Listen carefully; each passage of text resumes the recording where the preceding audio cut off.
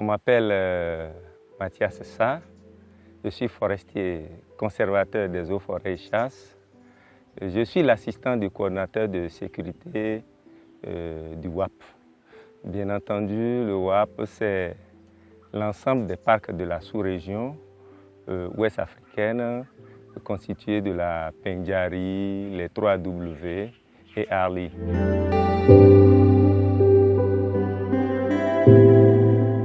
Pourquoi avoir choisi? Non, mais en fait, d'abord, il faut comprendre que c'est ce que j'ai appris. Et après le brevet, j'ai eu la chance de faire le lycée, où j'ai fait la production végétale, donc la nature, la pure nature. Après ça, à l'université, j'ai fait la gestion des ressources naturelles, la biodiversité. Donc du coup, ça m'a pris comme ça, quoi. Aujourd'hui, c'est une passion pour moi. C'est devenu une passion, la nature. Je suis dedans. Et ça me fait déjà assez d'années capitalisées au sein de nos aires protégées. C'est au lycée que j'ai connu le monde rural à partir de la première année. Et déjà, j'ai eu la chance de faire des stages dans la forêt classée de la Lama et dans d'autres milieux purement boisés, ce qui fait que déjà à partir de là, j'ai pris un pli. Et figurez-vous, de la première année jusqu'en quatrième année, je n'ai pas eu de vacances.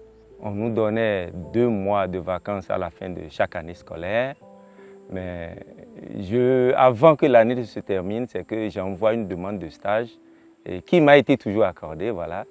Et du coup, je vais passer mes vacances dans un parc, dans la forêt classée de la Lama, dans un environnement vraiment très sain, dans la brousse, comme je l'ai dit, de la première année jusqu'en quatrième année.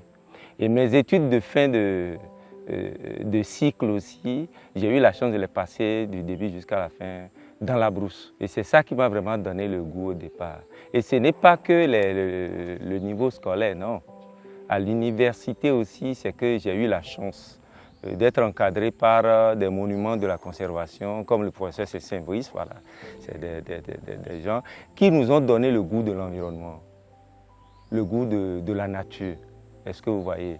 Et je me rappelle un peu de ces sorties pédagogiques qui nous permettaient quand même de mettre la main à tout. Je me rappelle aussi de mes premiers pas dans les parcs, la Pendjari. Est-ce que vous voyez? Avec ces encadrements qui nous ont permis de comprendre la nature. On a fait la Pendjari, on a fait le parc W. On était même allé au Niger.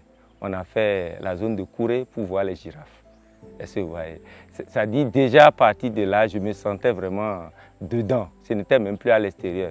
Je ne voyais pas qu'on devrait même m'appeler à un service. J'étais déjà dans le service depuis l'université. Maintenant, après l'université, j'ai commencé avec l'animation au niveau de la communauté. Voilà. J'étais appelé à mener les communautés, à comprendre un peu la nature et à participer à sa sauvegarde. C'était mes premiers pas dans l'environnement, ça je vous l'avoue. Et ça a été fait avec succès pendant plusieurs années. Après quoi, je suis rentré dans la bourse pour faire des travaux d'enrichissement. Je parle des Monts Koufé, Warimaro. En fait, bref, j'ai fait assez d'expérience aussi dans les travaux d'enrichissement avant de rentrer dans le parc pour faire l'application de la loi.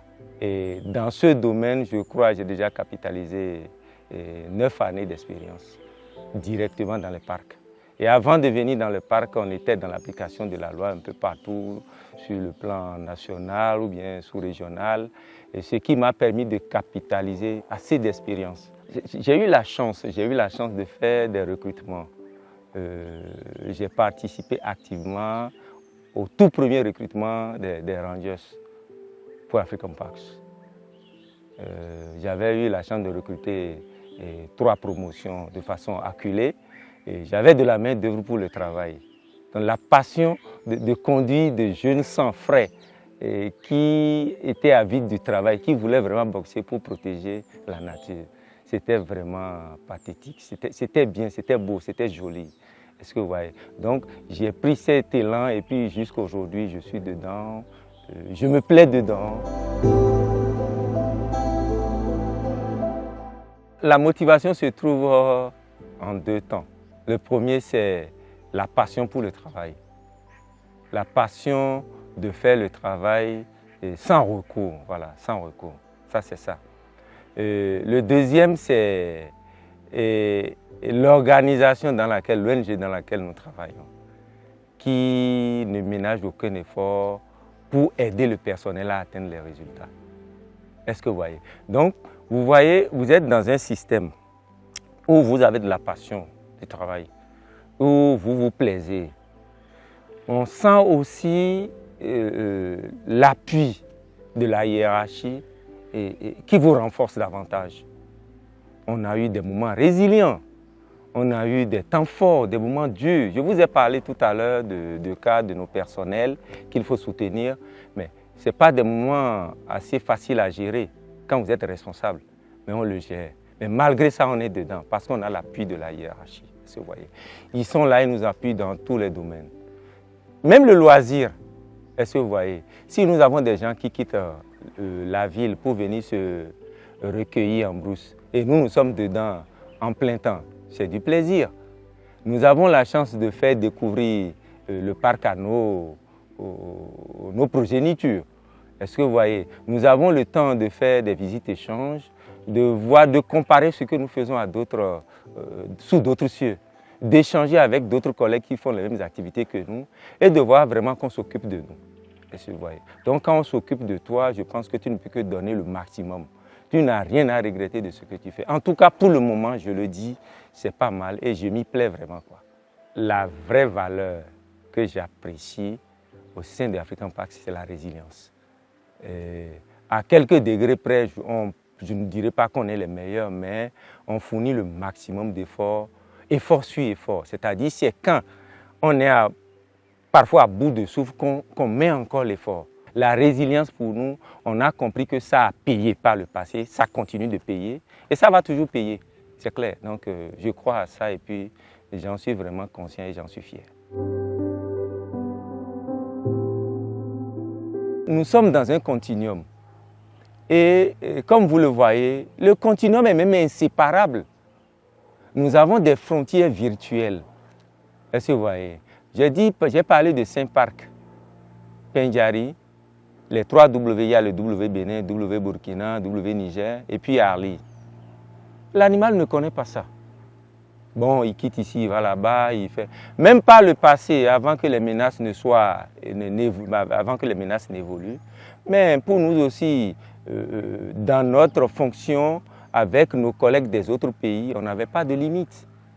On travaillait, on se voyait la main dans la main, et puis bon, ça se passe bien. Ma vision, c'est que ce travail qui a existé par le passé, sans des limites, continue. Que nous puissions travailler de façon globale, pas séparée. Aujourd'hui, la Pendjari et le WC1. Le Arli et le W Burkina, le W du Niger, on peut être aussi un. Et sans hésiter, le travail se fera même mieux. Parce que la mutualisation des moyens, le partage d'expériences et beaucoup d'autres choses peuvent venir après quand même pour rehausser le travail qu'on est en train de faire. Donc du coup, moi je pense que notre vision, c'est d'aller un peu à la globalisation dans le sens, dans le sens sous-régional encore, beaucoup plus loin. Surtout quand c'est un continuum. Il faut que nous restons toujours unis ensemble pour évoluer dans le même sens. La nature n'a pas de prix. La nature est là pour nous sauver, pour nous allonger notre durée de vie sur Terre. Mais pourquoi on ne va pas contribuer à ça? On tire le maximum de nos ressources pour la vie dedans, les tisanes, beaucoup de choses dedans, le manger, l'environnement, l'air que nous respirons. Mais pourquoi ne pas vraiment s'associer pour bien travailler? Donc je pense que ceux qui sont déjà engagés, c'est bon. Maintenant, pour ceux qui restent en arrière, mais il faudrait qu'ils viennent avant qu'il ne soit trop tard. S'il faut encore ajouter quelque chose, c'est d'inviter nos parents à commencer par protéger un peu tout ce qu'il y a comme reliques de forêt autour des concessions. Et de chercher quand même à voir dans quelle mesure on peut constituer certains endroits en forêt pour limiter et l'avancée de la désertification, pour limiter les problèmes liés à la chaleur que nous sentons ces derniers moments. On peut quitter sa chambre et aller se recueillir à côté, à quelques mètres de sa case. Et même quand vous voyez même l'ombrage d'un arbre sur une concession, vous voyez ce que ça fait? Ça devient encore plus frais. On dort mieux et très bien d'ailleurs. Est-ce que vous voyez? Donc quand nous laissons maintenant cet aspect lié à la végétation, venons à la faune, vous voyez le plaisir à ressentir quand vous voyez même les lézards en train de s'amuser, de se battre, c'est-à-dire de faire leurs grimaces, leurs caprices. C'est plaisant, hein? On trouve du plaisir dedans, enfin, à regarder tout ça. Les parcs, c'est encore mieux, parce que vous connaissez les animaux, vous les voyez, vous les sentez venir. C'est que vous vous retrouvez, disons, dans un environnement où vous pensez ne plus rien avoir besoin. Peut-être le moment d'avoir faim tout au moins pour aller manger.